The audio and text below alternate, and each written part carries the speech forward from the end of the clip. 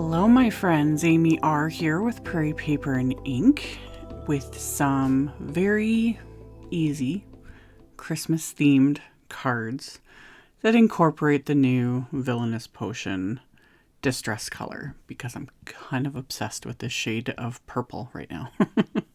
So to start off with, I'm using Honeybee Stamp's Falling Snow background stamp. This is a clear stamp. So I've got it lined up in my MISTI stamping tool, and I have some smooth white cardstock that I am treating with my anti-static powder tool. And I'm going to ink up this background with clear embossing ink. And I'm going to stamp it a couple times because it's a large background stamp. There's lots of detail, but also I'm not super concerned with, perfection. I've been saying that a lot in my videos lately. Perfection is very overrated. And especially with backgrounds and snowfall and all those things, it doesn't need to be perfect. It really doesn't. So, stamped it twice though to get, some good coverage. And then I am going to coat this with Hero Art's White Satin Pearl embossing powder. It is really hard to show, like in video, in photos, etc. It has just that light pearl sheen to it. But you could totally use clear embossing powder, white embossing powder.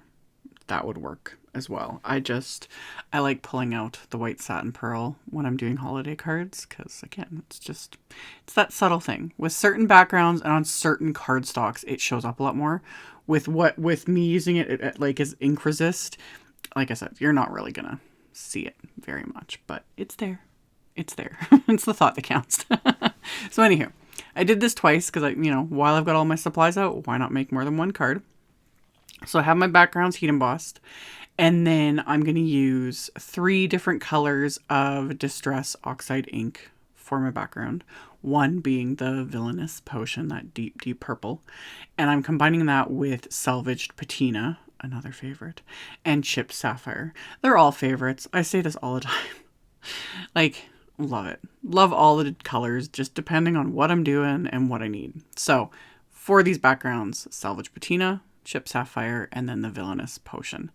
And I'm not too worried, with the Villainous Potion, it's not a perfect blend at the very bottom. That's going to get covered up by my little snowbanks, so I'm not too concerned about it. But I just blend the colors into each other. And because these are oxide inks, they definitely sit right on top of that embossing. You just take a cloth. I just use one of my microfiber cloths. Any cloth will do. And you just wipe off all that ink that's sitting on top. And that exposes the embossing powder. Hence why you could use clear or white. That would work great as well. So I did my blending, just quick and simple. Nothing too fancy. And went back and forth between the colors just to kind of even out the blend a little bit. And then rubbed this background really, really well, especially with that purple. That purple is such an intense color. So my backgrounds are done. And then I'm using the new Pine Trees Honey Cuts. And I die cut these multiple times from the same smooth white cardstock. And onto these, I am blending Evergreen BOUGH. And I'm also going to blend Rustic Wilderness, which Rustic Wilderness I've been obsessed with since that one was released. It just goes with everything.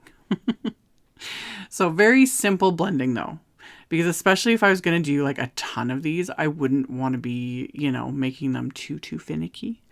But at the same time, there's something, I've said this before, with die cutting and ink blending, I don't know, I find it therapeutic.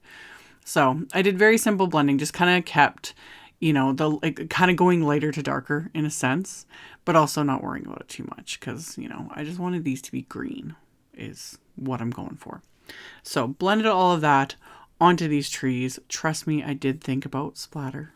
I really did. I was like, ooh, I could splatter these trees. You could step it up a bit and add splatter. I shockingly didn't this time. But that usually means the next card I make, I end up adding 10 times more splatter to make up for it. So I just did the blending though. And then to create my little snowbanks, I actually used the Horizon Slimline Borders honey cuts dies, which I reach for quite often regardless. They'll fit a slimline sized card, but they're also great for things like this. So I use that and just die cut some pieces of white cardstock to create some little snowbanks. And then I had trimmed down those panels. They were originally A2 sized, and then I trimmed them down to about 4 inches by 5 1/4, just slightly smaller than the A2 size card. So then I trimmed down the snowbanks as well, so that they'll fit on the panel.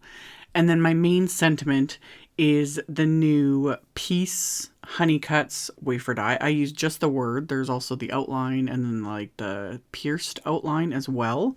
But I wanted just the word for these. And I die cut it a couple times from white cardstock. And then the top layer I die cut from some holographic cardstock, because hollow, just like splatter and bling and all the fun things, is life. And it just kind of reflects all the colors. Again, it's perfect for holiday cards. So I stacked those layers together with my precision glue. And then once those were stacked together, I decided to use one of the little companion sentiments from the Peace stamp set that matches the wafer die. And rather than, my go-to is to like heat emboss it, trim it out, everything, I decided to just stamp it directly onto this little, like the little snowbank that's going to be like the front of the card. So I lined that up in my MISTI, and I'm going to stamp that, or like ink it up and stamp it with the Villainous Potion Distress Oxide ink. So again, just pulling in that bit of purple. So inked that up, stamped it. With this one, I'm going to stamp it a couple times, because with brand new stamps, and especially sentiments, they like to resist the ink a little bit. So stamp that onto both of my little short snowbanks.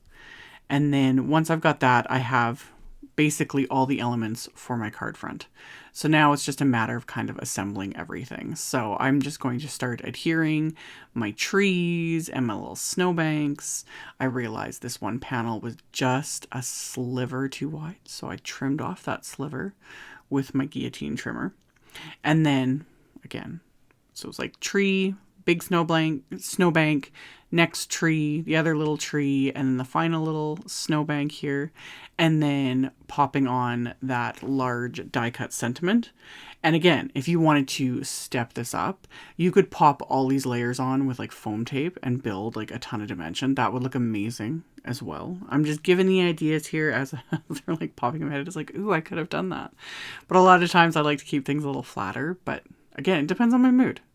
If you want to pop it up though and like create all that dimension, and it would look amazing, is put some layers of foam tape behind everything and like stagger it all, and it would look fabulous. So anywho, did all of that to my card fronts. For my card base on the inside, I have one remaining die cut tree that I'm going to add, and then I'm going to use the Inside Holiday Sentiments stamp set because it's perfect. So I inked up one of the sentiments with that Villainous Potion Oxide ink. Stamp that onto the inside of both my card bases. And then I lined up the little Season's Greetings stamp from that same Inside Holiday Sentiments set. I'm going to line that up right above it, and that I'm going to ink up with the Salvaged Patina Oxide ink, which on camera, because it's such a fine lined sentiment, doesn't seem to show up very well, but in real life it is very legible. It's very readable. So stamp that onto the inside of both cards. Once that's stamped, I can then adhere those little die cut trees that I had set aside for the inside, just to give it that little extra something. Although you could totally leave that off as well. I think the sentiments, especially stamped in 2 different colors, just kind of finish it off. But I had the trees, so why not? So adhered those to the inside. I'm going to trim off the little bit that's hanging off the bottom.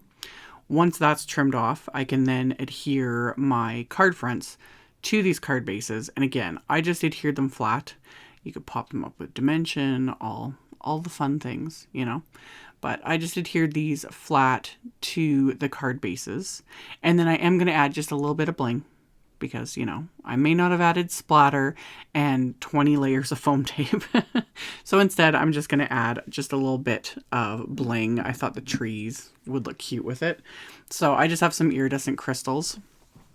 And I was a little heavier handed with these because it was kind of like decorating the trees in a sense. I put a few on the card base, So just adhered all those into place with that precision glue. And then once that glue dries, and it dries clear, you're not going to see the glue, and it'll just be these pretty little, crystals all over these cards. So after that was adhered, let the glue dry, and these cards are complete. So as always, I will have a link below the video to my blog post. I will have a supply list, link to all the supplies I used, so you can check that out below if you are interested. Thank you all so much for watching, for thumbs upping, for subscribing, commenting, all of it.